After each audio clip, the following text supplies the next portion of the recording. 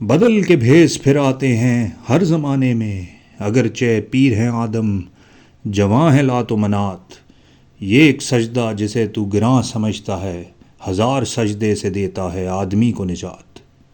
اقبال کہتے ہیں کہ بدل کے بھیس پھر آتے ہیں ہر زمانے میں، یعنی ہر زمانے میں بدل کر بھیس آتے ہیں، اپنا گیٹ اپ، اپنا حلیہ چینج کر کے ہر زمانے میں پھر سے آ جاتے ہیں۔ کون آ جاتا ہے؟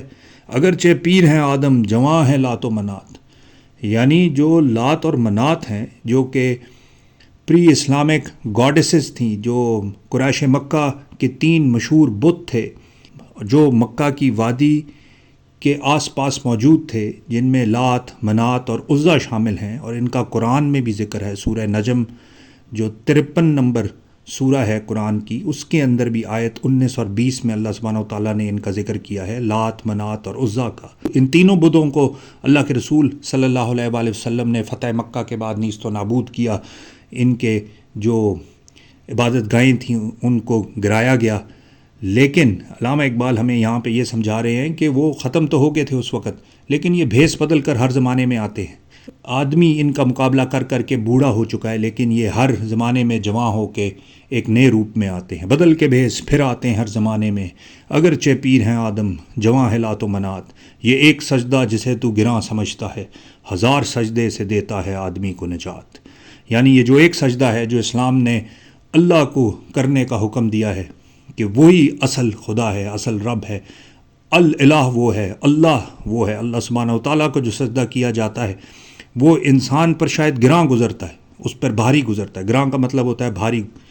تو یہ جو ایک سجدہ انسان اپنے آپ پر بھاری سمجھتا ہے، اصل میں یہ اس کو آزاد کرتا ہے ان تمام سجدوں سے جو وہ لات و منات کو کرتا ہے اور بتوں کو کرتا ہے دور حاضر میں، جو کیپٹلزم کا بت ہے، ڈالر کا بت ہے، بٹ کوائن کا بت ہے، اور کیپٹلسٹک ٹولز کا بت ہے، سرمایہ داری نظام کے بت ہیں۔ ان سب کو سجدہ کرنے سے بہتر ہے کہ ایک خدا کو سجدہ کیا جائے۔ یہی توحید کا کانسیپٹ ہے، یہی لا الہ الا اللہ کا مطلب ہے کہ کوئی خدا نہیں اللہ سبحانہ و تعالیٰ کے سوا۔ تو علامہ اقبال ہمیں یہ سمجھا رہے ہیں کہ یہ جو گراں سمجھتے ہو اپنے آپ پر سجدہ کرنا اللہ سبحانہ و تعالیٰ کو، یہ کوئی بھاری چیز نہیں ہے، بلکہ اس میں تمہاری آزادی کا پیغام ہے۔ اگر تم ایک خدا کی عبادت کرو گے تو اصل میں وہ تمہاری خودی کو کم نہیں کرے گا، بلکہ تمہاری خودی کو وہ ایک سجدہ بڑھائے گا۔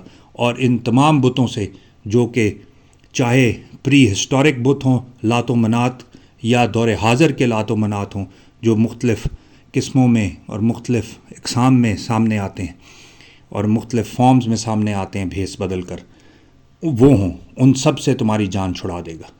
بدل کے بھیس پھر آتے ہیں ہر زمانے میں، اگرچہ پیر ہیں آدم جواں ہے لات و منات، یہ ایک سجدہ جسے تو گراں سمجھتا ہے، ہزار سجدے سے دیتا ہے آدمی کو نجات۔